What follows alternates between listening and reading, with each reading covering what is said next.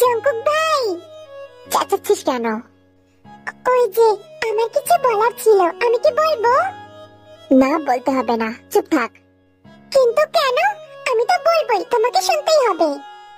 তাহলে গাধার মতন না তাকিয়ে থেকে কি বলবি বল।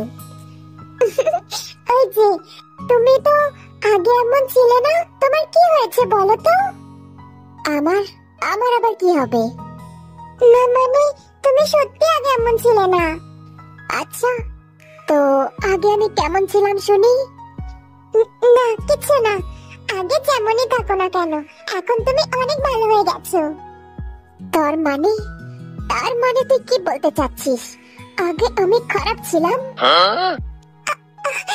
না না, আমি সেটা কখন বললাম? তুমি ভুল ভাবছো ভাইয়া। চুপ কর এখন, বেশি কথা না বলে কেকটা শেষ কর। মা বললো সারাদিন নাকি কিচ্ছু খাসনি। এত রাগ ভালো নয় তে। সকালে একটু বকেছিলাম বলে না খেয়ে থাকবি? ওফো জঙ্কুক ভাই, তুমি এত বকো কেন বলো তো? আচ্ছা শোনো, এত বড় কেক তো আমি খেতে পারবো না, একা শেষ কিভাবে করব? তার থেকে ভালো তুমি একটু খাও। না, আমি এসব খাই না। তুই শেষ করতে না পারলে যতটুকু খাওয়ার খেয়ে বাকিটা ভাবিকে দিস। ভাবি কেক খাওয়ার জন্য নিচে বসে আছে। তে জঙ্কুকের দিকে মৃদু হেসে তাকায়, সুন্দর করে একটা হাসি দেয় আর বলে, সে না হয় দিব, তারপরও তুমি একটু খাও না ভাইয়া। জঙ্কুকের মুখের দিকে তাকাতে খেয়াল করলো তে ঠোঁটের কোণে কেক লেগে আছে। জঙ্কুক একটা দুষ্টু হাসি দিয়ে বলে, আচ্ছা ঠিক আছে, তুই যখন এত করেই বলছিস তখন তো খেতেই হবে। কথাটি বলা মাত্রই জঙ্কুক এক হাতে টেবিলের উপর ভর দিয়ে কিছুটা ঝুঁকে যায়, গভীর এক চুমু দেয়। তে তো অবাক, সাথে সাথে তে চোখ বন্ধ করে ফেলে। জঙ্কুক সেভাবেই ঝুঁকে আরো কয়েক মুহূর্ত তে ঠোঁটে চুমু খায়। তে ঠোঁট ছেড়ে দিয়ে জঙ্কুক উঠে দাঁড়ায়। তে তো অবাক, চোখ খুলে জঙ্কুককে দেখে বলে, জঙ্কুক ভাই, তুমি আবার আমার সাথে এগুলা? জঙ্কুক থেকে কোনো কথা বলতে দেয় না, চেয়ার থেকে টান দিয়ে দাঁড় করায় আর মিশিয়ে নেয়, ঠোঁটে চুমু দিতে থাকে। তে জঙ্কুককে বহু চেষ্টা করে থামানোর, কিন্তু তাকে থামাতে পারে না।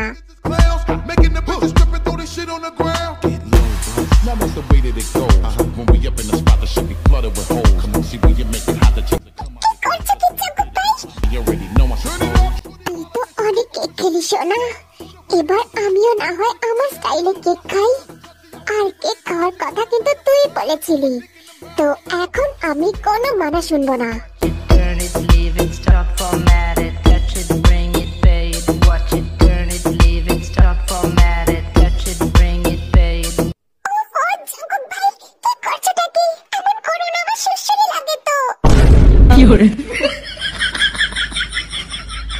বেয়াদব একটা, কোথায় তুই রোমান্টিক কথা বলবি, তাহলে না আজে বাজে কথা বলছিস। কি করবো বলো তো, আমার সুশ্রী লাগছে তো।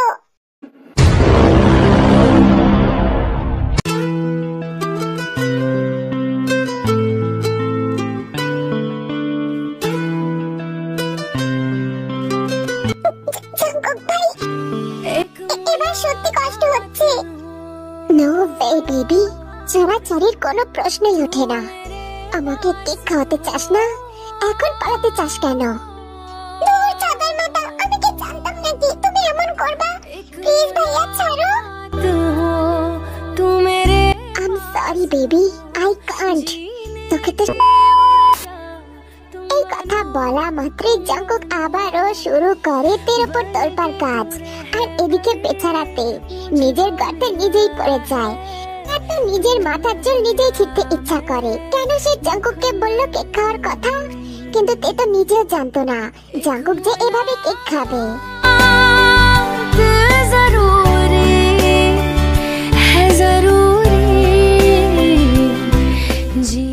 আজ সকালে জঙ্কুক ফর্মাল ড্রেস আপ পরে তের জন্য বাইরে অপেক্ষা করছে। তে ভার্সিটির জন্য তৈরি হয়ে বাইরে এসে জঙ্কুককে এই পোশাকে দেখে একটু অবাকই হয়। তে কথা না বাড়িয়ে বাইকে চড়ে বসে। জঙ্কুক বাইক স্টার্ট দেয়। পুরো রাস্তা কেউই কোনো কথা বলে না, পুরো রাস্তাটাই নীরবতা। ভার্সিটির সামনে এসে তে বাইক থেকে নেমে তে জাঙ্কুককে বলে, জাঙ্কুক ভাই তুমি নামছো না কেন? কারণ আমি আজ থেকে অফিসে জয়েন করছি, শুধু পরীক্ষার সময় আসবো আর এক্সামটা দিয়ে চলে যাব। কি তুমি অফিসে জয়েন করেছো মানে? তুই তো আমাকে বলিস আমি বেকার, বাবার টাকায় খাই আর টাকা উড়াই, তাই ঠিক করেছি এখন থেকে অফিসে জয়েন করব আর নিজে ইনকাম করব। বল ভালো ভাবিনি? একদম ঠিক ভেবেছো, তোমার উপর তোমার প্রাউড হচ্ছে। ঠিক আছে, এখন ফটো না করে কলেজে যা। কি হলো, কথা কানে যাচ্ছে না? যা ভার্সিটিতে যা। আর শোন, আমি প্রতিদিন সকালে তোকে ভার্সিটি নামিয়ে দিয়ে যাব, আর ছুটির পর তুই একা চলে যাস, ঠিক আছে? জাঙ্কুকের কথাতে মাথা নাড়ায়। জাঙ্কুক হাত বাড়িয়ে তের মাথায় হাত বোলায় আর বলে, যা এখন, সাবধানে থাকিস আর বাড়িতে সাবধানে যাস, ঠিক আছে? তুমিও সাবধানে যেও ভাইয়া। জাঙ্কুক চলে যায়। তে ভার্সিটিতে প্রবেশ করতেই আয়ু আর ইরিনের সাথে দেখা হয়। তে তাদের দেখে চলে যেতে নিলে আয়ু তের হাত ধরে ফেলে। আয়ু আপু, আপনি আমার হাত ধরেছেন কেন? কিছু কি বলবেন? জাঙ্কুক ভার্সিটিতে ঢুকলো না কেন? মাত্রই তো দেখলাম, তোমাকে নামিয়ে দিয়ে চলে গেল। আসলে জাঙ্কুক ভাই আজ থেকে অফিসে জয়েন করেছে, তাই আর কি। তের কথা শুনে আয়ু মনে মনে ভীষণ পরিমাণে খুশি হয়ে যায়। জাঙ্কুক অফিস জয়েন করেছে মানে এখন থেকে ব্যবসায় কিছুটা হলেও সে দেখবে। তারপর যত তাড়াতাড়ি সম্ভব জাঙ্কুককে রাজি করিয়ে বিয়ে করে ফেলবে। নিজের মনে এসব ভেবে আয়ু তের হাত ছেড়ে দেয়। ঠিক আছে, যাও ক্লাসে যাও। কিছু না বলে সেখান থেকে ক্লাসে চলে যায়। শুনলি আয়ু, জাঙ্কুকের কাজিন কি বলল? শুনেছি তো। এবার জাঙ্কুককে যেভাবেই হোক আমাকে পেতেই হবে, পটিয়ে পাটিয়ে বিয়ে করে নিতেই হবে। ইরিন, তোরা এখানে কি করছিস? ইউনো, তুই কখন আসলি? মাত্রই আসলাম। জাঙ্কুক কোথায় রে? এখনো কি আসেনি? না, জাঙ্কুক এখন থেকে আর ভার্সিটিতে আসবে না, ও নাকি অফিস জয়েন করেছে। ও গ্রেট। আর জাঙ্কুকের ওই কাজিনটা? ওকে তো দেখলাম একটু আগে জাঙ্কুক নামিয়ে দিয়ে গেল। জাঙ্কুক নেই, এটাই সুযোগ। মেয়েটার সাথে ভাব জমাতে হবে। কি ইউনো, কি ভাবছিস? না কিছু না, তোরা থাক, আমি একটু আসছি। কথাটি বলে ইউনো সেখান থেকে চলে যায়। আয়ু মুখ বেঁকিয়ে বলে, বেয়াদব একটা, আমরা বুঝি না কোথায় যাচ্ছিস? আরে ইউনো তো ফার্স্ট ইয়ারের ক্লাসের দিকে যাচ্ছে। তের কাছে যাচ্ছে, আর কোথায় বা যাবে? সেদিন জাঙ্কুকের হাতে মার খেয়েও শিক্ষা হয় নাই, যত সব।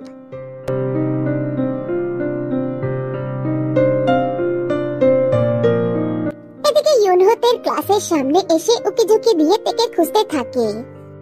ইস, মেয়েটা কোথায় গেল?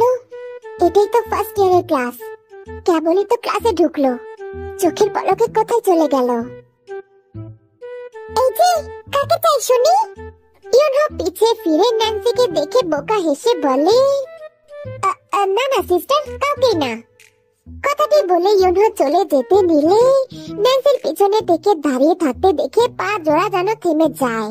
মুচকি হাসি দিয়ে তের কাছে এগিয়ে আসে। তে ইউনোকে এগিয়ে আসতে দেখে কিছুটা দূরে সরে যায়। হাই তে, আপনি আমাকে চেনেন? কিন্তু কিভাবে চেনেন? আর আমার নামই বা কিভাবে জানেন? তুমি আমাকে চিনতে পারছো না? আমি জাঙ্কুকের বন্ধু। তো আপনি জাঙ্কুক ভাইয়ের বন্ধু? সে আমরা তো জানি, তো আমরা কি করব? এখানে কি করতে এসেছেন শুনি? এই মেয়েটা দেখি বড্ড কথা বলে। তে এখনো দাঁড়িয়ে আছে আর ইউনো ন্যান্সির কথা শুনছে। ইউনো ন্যান্সিকে এক প্রকার উপেক্ষা করে থেকে আবারও বলে, শুনলাম জাঙ্কুক নাকি ভার্সিটিতে আসবে না? তুমি তো তার কাজিন, আমাদেরও কাজিনের মতন, তাই না? না না ভাইয়া, ওটা ছোট বোন হবে। এই মেয়ে, তুমি চুপ করো তো, আমি কথা বলছি তো। ন্যান্সি মুখ ভেঙচি আরেক দিকে তাকায়। তো জাঙ্কুক তো এখন নেই, তাই তোমার যদি কোনো সমস্যা হয় তাহলে তুমি নির্দ্বিধায় আমাকে বলতে পারো। আমি তোমারও বন্ধু, ঠিক আছে? বড় ভাই হবে কথাটা ভাইয়া। ইউনো দাঁতে দাঁত পিষে বলে, সিনিয়রের সাথে মুখে মুখে তর্ক করছো? ভয় ডর কিছু নেই শুনি? আপনাদের সিনিয়র মানে কে? যান তো, এখান থেকে যান, আমাদের ক্লাসে দেরি হয়ে যাচ্ছে। কথাটি বলেই ন্যান্সি তার হাত ধরে সেখান থেকে ক্লাসে ঢুকে পড়ে আর ইয়োনহো থেকে দেখতেই থাকে। হ্যালো মেনিও, তে বাড়ি ফিরেছে তো? হ্যাঁ ভাই, চিন্তা করার কোনো দরকার নাই, উনি একটু আগেই বাড়িতে ঢুকেছে। পুরো রাস্তা আমি ওনার পিছু পিছু এসেছি। গুড। আমার অনুপস্থিতিতে তের খেয়াল তোমাকেই রাখতে হবে কিন্তু। আপনি সেসব নিয়ে ভাববেন না ভাই, আমি মন দিয়ে কাজ করব।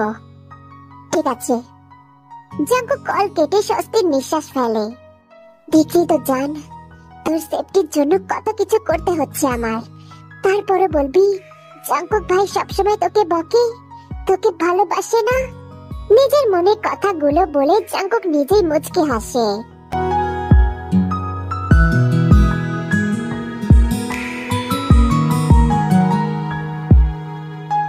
তুমি যা বলছো ভেবে বলছো তো জিন? ভেবেই বলছি সব। তুমি আর দেরি করো না তো, যত তাড়াতাড়ি পারো ওদের দুজনের 4 হাত এক করার ব্যবস্থা করো। সে নয় করলাম। তোমার ছোট ছেলেও কাল এমন কিছুই আমাকে বলতে চাচ্ছিল, পরে বলল তোমার কাছ থেকে শুনে নিতে। তুমিও তো ছেলের মনের কথা বোঝো তাই না? আর জানো, বড় বৌমার সাদের দিন সকালে তোমার ছোট ছেলে এসে আমাকে একটা সোনার চুড়ি হাতে ধরিয়ে দিল আর বলল আমি যেন এগুলো তেকে দিয়ে দিই। আমি তো অবাক, টাকা কোথায় পেল? পরে বলল স্কলারশিপের টাকায় কিনেছে। সেদিন আমার সন্দেহ আরো জোরালো হলো। তোমার ছোট ছেলে তেকে নিজের থেকেও বেশি ভালোবাসে, তাই তো তের প্রতি এত খারাপ ব্যবহার করলেও তেমন কিছুই বলি না আমি। জানি যতই বকুক সে আবার নিজে গিয়ে তে মান ভাঙাবে। সবই বুঝলাম জিন, কিন্তু আম্মাকে কিভাবে মানাবো? সেটা তোমার কাজ। আম্মাকে কিভাবে রাজি করাবে সেসব তুমি জানো, সেসব আমি কি করে জানবো? তেকে আমি আমার কাছেই রাখবো, আমার ছোট ছেলের বউ করে। এখন যাও, আম্মাকে মানানোর চেষ্টা করো, আমি কিছু জানি না তো। নামজুন আর জিন মনে মনে কিছু একটা ভাবলো। শেষমেশ সানাকে তেকুকের বিয়ে দেওয়ার বিষয়টা জানানোর সিদ্ধান্ত নেয়। দুজন ঘর থেকে বেরিয়ে দেখে সানা সোফায় বসে পান চিবোচ্ছে। নামজুন গলা ঝাঁকি দিয়ে সানার কাছে চলে যায় আর জিন চলে যায় রান্নাঘরে, দূরে দাঁড়িয়ে মা ছেলের কথা শুনবে বলে। নামজুন সানার পাশেই বসতেই সানা বলে, কি রে নামজুন, শুনলাম তুই নাকি আমার ছোট নাতিকে অফিসে পাঠিয়েছিস? জি আম্মা, পাঠিয়েছি। তোর কি আক্কেল জ্ঞান কোনো কাজে হবে না? নাতি আমার সবে মাত্র পড়াশোনা শেষ করলো, এখনো কাজ করার বয়স হয়নি তার, আর তুই কি না ওকে অফিসে কাজ করার জন্য পাঠিয়ে দিলি? কি করবে বলো আম্মা? তোমার ছোট নাতি বললো সে নাকি পড়াশোনা আর কাজ দুটোই সামলাতে পারবে, তাই আমিও আর দ্বিমত করিনি। আচ্ছা সেসব বুঝলাম, এখন বলতো কি বলতে আসছিস? তোর মুখ দেখে মনে হচ্ছে কিছু বলতে চাস। ইয়ে মানে আম্মা, আমি আর জিন ভেবেছি যে তের বিয়ে দেওয়া দরকার। ভালো চিন্তাই করেছিস, যত তাড়াতাড়ি পারিস ওই অপয়াটাকে বাড়ি থেকে বিদায় কর। এটা বাড়ি থেকে গেলে আমার শান্তি। আমিও ঠিক তাই ভেবেছিলাম আম্মা, কিন্তু একটা সমস্যা আছে। সমস্যা? কিসের সমস্যা? বিয়ে দিবি, এতে সমস্যা কিসের? এমনিতেও এমন না যে তে দেখতে খারাপ, আমার সুবিনের মেয়ে দেখতে শুনতে তো মাশাআল্লাহ অনেক সুন্দর। সমস্যা হবার তো কথা নয়। সেসব না আম্মা, সমস্যা অন্য কিছু। অন্য কিছু মানে? কি হয়েছে বাপ, বল তো শুনি, কি সমস্যা? জিন ততক্ষণে আর ধৈর্য ধরতে পারলো না, তাদের সামনে এসে সোফায় বসে পড়লো। সানা এক পলক জিনের দিকে তাকিয়ে নামজনের মুখের দিকে তাকায়। আম্মা, তেকে যদি অন্য জায়গায় বিয়ে দেই তাহলে তো তাকে তার ভাগের সম্পত্তিও দিতে হবে, আর সেজন্য হতেও পারে আমাদের এই সুধাকুঞ্জ ভাগও করতে হবে। কেন সুধাকুঞ্জ কেন ভাগ করব? সুবিনের ভাগের যত সম্পত্তি আছে, যতটুকু তার মেয়ে প্রাপ্য, ততটুকু সম্পদের পরিমাণ আমরা না হয় টাকা দিয়ে দেব। সেটা আমিও ভেবেছিলাম আম্মা, কিন্তু তারপরও মাথায় আরেকটা চিন্তা আসলো। তেকে যে পরিবারে বিয়ে দেওয়া হবে সেই পরিবারের লোকজন যদি টাকা না চায়, উল্টো যদি বলে তের এই বাড়িতে যতটুকু ভাগ আছে তা তের নামে লিখে দিতে, তখন আমরা কি করব আম্মা? তখন তো সুধাকুঞ্জ ভাগ করতেই হবে। নামজনের কথা শুনে সানা চিন্তায় পড়ে যায়। নামজন আবারও বলতে শুরু করে, আম্মা, ধরে নাও আমরা শ্বশুর বাড়ির কথা মানলাম না, বাড়িতে ডেকে ভাগ দিলাম না, তখন যদি তারা রেগে থেকে বাড়ি থেকে বের করে দেয়, তখন তো দেশে আমাদের বাড়িতে এসেই উঠবে। মেয়েটার তো আর যাওয়ার জায়গাও নেই, তাই না? তখন লোকে আমাদের পিঠ পিছে নানান কথা বলবে। এছাড়া দেশেও আইনও তৈরি হচ্ছে, মেয়েদেরকেও সম্পত্তির সমান ভাগ দিতে হবে। না, এটা হতে পারে না। তোর আব্বার এত কষ্ট করে বানানো এই সুধাকুঞ্জ আমি কিছুতেই ভাগ হতে দিতে পারি না নামজুন। একটা উপায় আছে আম্মা আমার কাছে, এটা করলে আর সুধাকুঞ্জ ভাগ করতে হবে না। কি উপায় শুনি? তোর সাথে যদি জাঙ্কুকে বিয়ে দিয়ে দিই। বড় বউ, এসব কি বলছো তুমি? আমার ছোট নাতির সাথে ওই মেয়ের বিয়ে আমি বেঁচে থাকতে কখনোই হতে দিব না। আর তাছাড়া জাঙ্কুক থেকে একটু পছন্দ করে না। আম্মা, এখন এসব কথা বললে হবে না। আমাদের এই সুধাকুঞ্জ ভাগ হতে দিলে হবে না। এটাই করতে হবে, জাঙ্কুকের সাথে এর বিয়ে দিতে হবে। শান্ত মাথায় ভাবো আম্মা, আমাদের তো দেখতে শুনতে মাশাআল্লাহ, তুমি তো বললে জাঙ্কুকের সাথে খুব ভালো মানাবে। আর তোমার কথা অনুযায়ী জাঙ্কুক তো তাকে পছন্দ করে না, কিন্তু সেই থেকেই কিন্তু সবসময় নিজের সাথে রাখে। ভার্সিটি থেকে শুরু করে এর পড়াশোনা সবকিছু জাঙ্কুক নিজেই খেয়াল রাখে। আরেকটা কথা আম্মা, আপনার ছোট নাতির একটা বন্ধু আছে না আয়ু, ওই যে বড় বোমের সাথে এসেছিল। ও, ওই যে ওই ছোট ছোট জামা কাপড় পরে ওই মেয়েটা। হ্যাঁ আম্মা, সেই মেয়েটা। ওই মেয়েটাকে আমার একটু ভালো লাগেনি। সেদিন দেখলে না জাঙ্কুকের সাথে কেমন চিপকে ছিল। আমার মনে হয় মেয়েটা এই বাড়ির বউ হওয়ার চিন্তা করছে। কি? কখনোই না। এরকম একটা মেয়েকে আমি আমার নাত বউ কখনোই বানাবো না। সেটা তো আমিও চাই না আম্মা, তাই তো এই কথাটা বললাম। তেকে আমি ছোট থেকে বড় করেছি। মেয়েটা আমার বড্ড সরল, পরের ঘরে গিয়ে থাকবে কি করে আম্মা? আপনি ভেবে দেখুন, তে তো আজ পর্যন্ত নিজের হাতে ঘরের একটা কাজও করেনি। সেই মেয়েকে আমি কোন ভরসায় পরের ঘরে পাঠাই বলুন তো? তার থেকে ভালো না আমার মেয়ে আমার কাছেই থাকুক। আজ সুবিনার ইয়ঞ্জন বেঁচে থাকলে হয়তো এটাই বলতো, তারা নিশ্চয়ই চাইতো তাদের একমাত্র মেয়ে নিজেদের কাছেই থাকুক। সুবিনার ইয়ঞ্জনের কথা শুনে সানার মন কিছুটা গলে। জিন সঠিক জায়গায় কথাটা তুলেছে। সবাই এখন সানার মুখের দিকে তাকিয়ে আছে। নামজন ভয়ে আছে সানা না আবার রাজি না হয়। হঠাৎ নীরবতা ভেঙে সানা বলে, ঠিক আছে, মানলাম, তোমাদের কথা সব মেনে নিলাম, রাজি আমি। তবে আমার ছোট নাতি যদি রাজি না হয়, তাহলে কিন্তু তাকে তোমরা জোর করবে না। সেসব নিয়ে আপনি ভাববেন না আম্মা। জাঙ্কুক বাড়ি ফিরলে আমি ওর সাথে এ বিষয়ে কথা বলবো। সানা আর কিছুই বলে না, মনে মনে নামজিন একটা স্বস্তির নিঃশ্বাস ফেলে।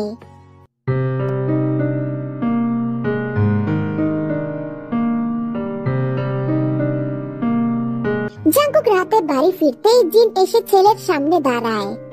মা, পরে কথা বলবো, খুব ক্লান্ত লাগছে।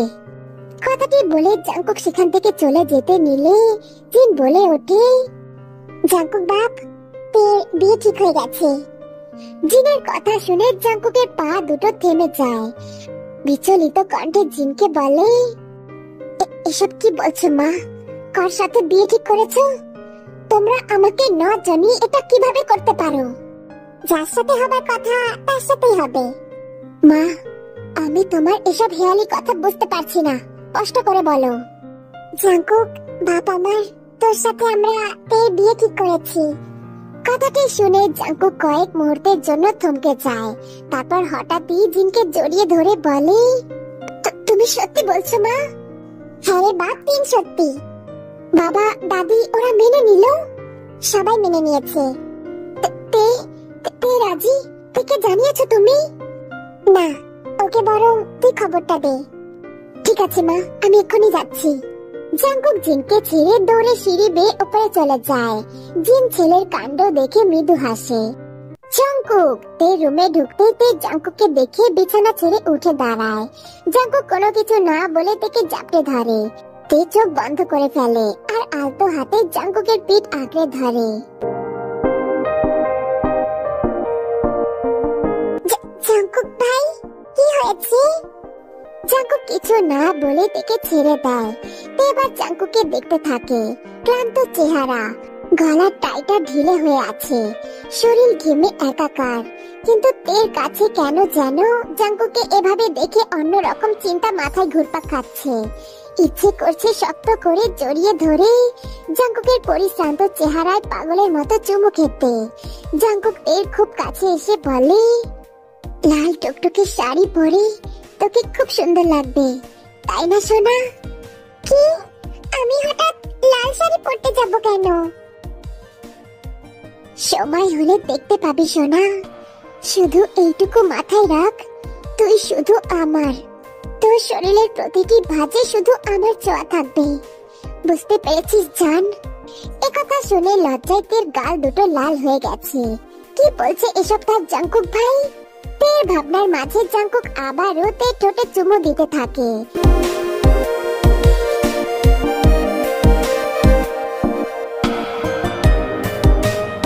কিস করতে করতে জাঙ্কুক ফিসফিস করে বলে, সোনা, তোর হাতে পার্মানেন্টলি চুড়ি পরানোর ব্যবস্থা করে এসেছি, রেডি থাকিস জান। মানে জাঙ্কুক ভাই, তুমি এগুলা কি বলো?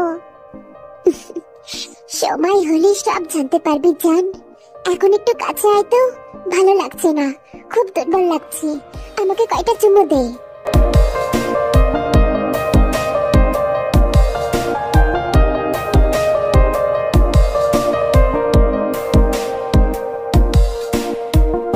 বেঞ্চের এক পাশে বসে আছে আয়ু, আর আরেক পাশে বসে আছে জঙ্কুক।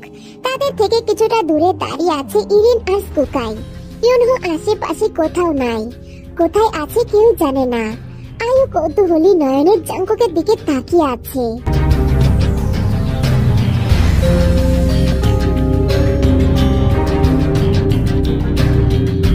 আমি বিয়ে করছি আয়ু। কথাটা শুনে আয়ু কয়েক মুহূর্তের জন্য কথা বলতে ভুলে যায়। ড্যাব ড্যাব করে জাঙ্কুকের মুখের দিকে তাকিয়ে থাকে। কি বললে? কি বললে তুমি জাঙ্কুক? বললাম আগামী শুক্রবার আমার বিয়ে। আরে ক্রেজি জাঙ্কুক, কি সব যাতা বলছো? তুমি কি আমার কথা ভুলে গেছো? যাতা নয় আয়ু, যা বলছি একদম ঠিক বলছি।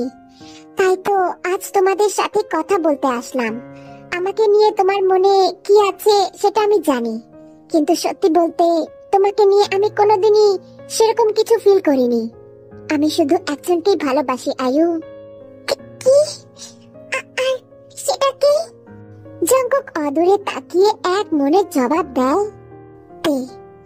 আমি মন প্রাণ দিয়ে শুধু তেকে ভালোবাসি। তে? তেকে। আমি তেকে ভালোবাসি, সবকিছু চেয়ে বেশি ভালোবাসি ওকে আমি। আর তের সাথে বিয়ে আমার। আয়ু বাকরুদ্ধ হয়ে আসে। আয়ু এতদিন ধরে জাঙ্কুককে দেখেছে, কিন্তু তেকে জাঙ্কুক ভালোবাসে তা আজ পর্যন্ত আয়ু বুঝতে পারলো না। আয়ু ভাবতেই পারেনি ওই সহজ সরল মেয়েটা এভাবে তার ভালোবাসা কেড়ে নিবে। আয়ুর মাথায় কখনোই আসে না এসব। ওই মেয়ের সাথে জাঙ্কুকের কখনো কিছু থাকতে পারে, এসব কখনোই আয়ু ভাবতে পারে না। আশা করি আমাকে নিয়ে তোমার মনে যা আছে তা ভুলে যাবে আয়ু। আমার মনে তোমার জন্য কোনো ফিলিংস নাই। এসব কি বলছো জাঙ্কুক? আমি কিভাবে তোমাকে ছাড়া থাকবো? আমি তোমাকে অনেক ভালোবাসি। তুমি কি দেখো না আমার ফিলিংস? তুমি কতদিন দেখলে আমি তোমাকে ছাড়া কিভাবে থাকবো জাঙ্কুক? কিন্তু আমি তোমায় ভালোবাসি না আয়ু। চোখ থেকে পানি গড়িয়ে পড়ে। হাতের উল্টো পিঠ দিয়ে চোখের পানি মুছে আয়ু ক্রুদ্ধ কণ্ঠে বলে, কি আছে ওই তের মধ্যে যা আমার মধ্যে নেই? ওর থেকে দেখতে হাজার গুণ ভালো আমি। তোমাকে ওর সাথে মানায় না জাঙ্কুক, তোমাকে শুধু আমার সাথে মানায়। তে একটা সহজ সরল বোকাশোকা মেয়ে, স্পষ্ট করে কথা বলতে জানে না। তাকে তুমি কিভাবে দেখে ভালোবাসলে জাঙ্কুক? জাস্ট শাট আপ আয়ু। তেকে নিয়ে উল্টা পাল্টা কথা বলবে না। তে যেমনই হোক, ও শুধু আমার। সেই ছোট্ট থেকে নিজের তদারকিতে তেকে আমি বড় করেছি, কারণ ওর মাথায় যাতে আমি ছাড়া কখনো অন্য কেউ কোনো ভাবনাতেই না আসতে পারে। তেকে আমি করি, দিন শেষে আমি ভালোবাসবো, ওকে সব ভুলিয়ে দেব। জাঙ্কুকের এমন কথা শুনে আয়ু চোখ বন্ধ করে ফুপিয়ে কান্না করতে থাকে। ভালোবাসা মানে কারোর জায়গা কেড়ে নেওয়া না, বরং ভালোবাসার মানুষের মনে জায়গা করে নেওয়া। সেই ছোট থেকে আমার হৃদয়ে জায়গা করে নিয়েছে আয়ু। আমি বুঝতে পারছি তোমার হয়তো কষ্ট হচ্ছে, কিন্তু যে মেয়ে আমার ভালোবাসার মানুষকে সম্মান করতে পারে না, এমন কারো ভালোবাসার দরকার নেই আমার। জাঙ্কুকের এই কথা শুনে আয়ু মাথা নিচু করে ফেলে। আপনার সমস্যাটা কি? আমার পেছনে পড়ে আছেন কেন? আমি তোমাকে পছন্দ করি। বাজে কথা বলবেন না। দেখুন, যেতে দিন আমায়, অনেক দেরি হয়ে গেছে, বাড়ি ফিরতে হবে আমায়। এটার সাথে আমার ভদ্রভাবে কেন কথা বলছিস তুই? কাটিয়ে দুটো লাগিয়ে দে না, তাহলেই তো হয়। ইউনহো ন্যান্সির কথা কানে না নিয়ে তের দিকে আবারও এগিয়ে যায়। তের হাত ধরতে নিলে তে কিছুটা সরে আসে। তে, একটিবার আমার কথাটা শোনো। সত্যি আমি তোমাকে অনেক পছন্দ করি। জানো, তোমার জন্য জাঙ্কুক আমাকে মেরেছে পর্যন্ত, তারপরও আমি জাঙ্কুকে কিচ্ছু বলিনি, শুধু তোমাকে ভালোবাসি বলে। বেশ হয়েছে, জাঙ্কুক ভাইয়া আপনাকে মেরেছে, বেশ করেছে, আরো মারার দরকার ছিল। তে, চল এখান থেকে, অনেক দেরি হয়ে গেছে। ন্যান্সি তের হাত ধরে টেনে বাইরে বেরিয়ে আসে। তখনই পিছন থেকে ইউনহো তের হাত ধরে ফেলে। কি করছেটা কি? হাত ছাড়ুন আমার। এই ছেলে, ওর হাত ছাড়ো। তে, আমার কথা বোঝার চেষ্টা করো, আমি সত্যি তোমাকে পছন্দ করি। দেখুন, আমার হাত ছাড়ুন, মানুষ দেখছে, আর তাছাড়া আমি অন্য কাউকে ভালোবাসি। তের কথা শুনে ইউনহো তের হাত ছেড়ে দেয়। চোখে মুখে বিষণ্ণতা এসব ফুটে উঠেছে তার। খুব রাগ হচ্ছে ইউনহোর, রাগে কপালের শিরা ফুলে উঠেছে। না তে, এটা হতে পারে না, তুমি শুধু আমাকে ভালোবাসবে, অন্য কাউকে না।